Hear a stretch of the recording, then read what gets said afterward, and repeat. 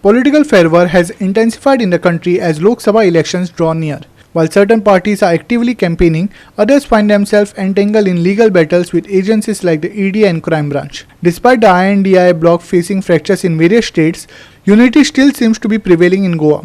Our reporter Subhashish Govekar engages with the state presidents of the AAP and Congress to provide insights into the political landscape leading up to the Lok Sabha polls. As Lok Sabha polls inch closer, the politics in India has riled up.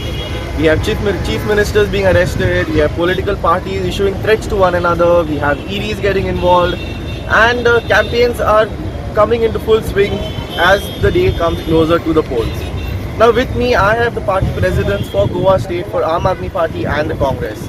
Now, we want to take a look as to what exactly is the scenario, what exactly is happening on a national level and here in Goa.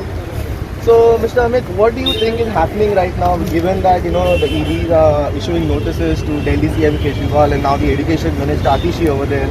What do you feel is happening behind the scenes? See, ED has become a tool for BJP to settle scores with the opposition.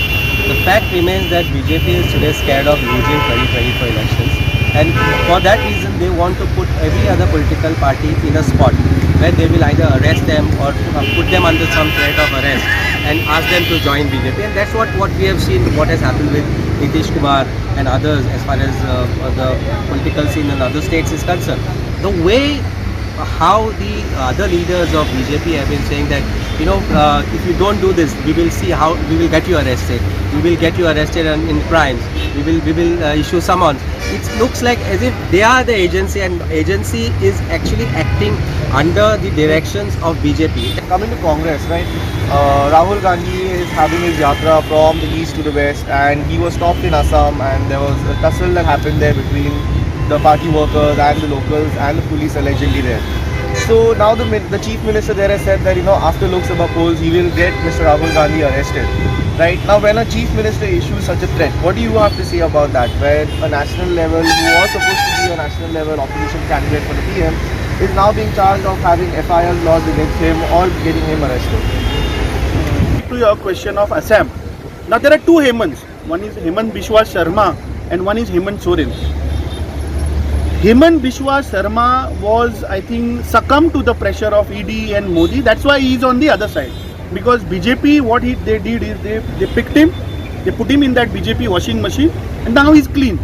Whereas I really salute Hemant Soren, because who has not budged down to this BJP pressure tactics, not budged down to the ED pressure, and he said let the law take its own course.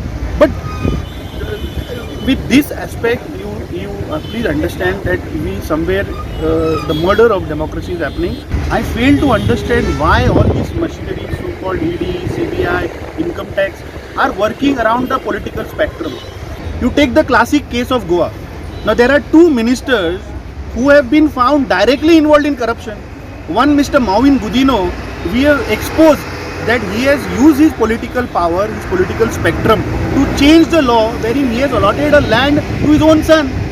So why ED is not coming there? Because he is a BJP minister. In Goa, there are ministers who are changing cars every 3 months. Okay, also speaking of the India Bloc Alliance, right?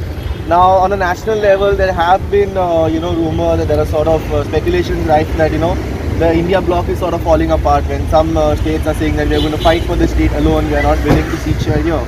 Now as far as Goa is concerned, has there been any development? Has there been a top level meet where you have discussed whether seat sharing would take place or which party would get which district, the north or the south? I'll speak on the behalf of Congress party. Of course, at state level, we have been constantly discussing about the political dynamics.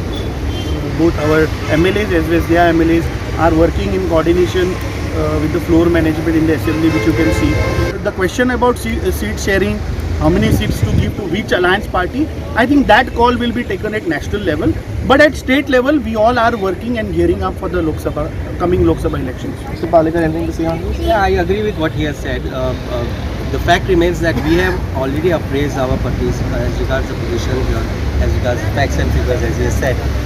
It is going to be a consensus candidate as far as South Goa or North Goa is concerned. It may be from them, it may be from us, or it may be both, maybe they have won here. That is not yet been decided. We have left it for India Alliance to decide, because it's not just Goa and Goa's interest, it's also national interest which is at stake. Vincent Rosario, Subhashish Kovikar and Sanika Nagvikar for Goa365.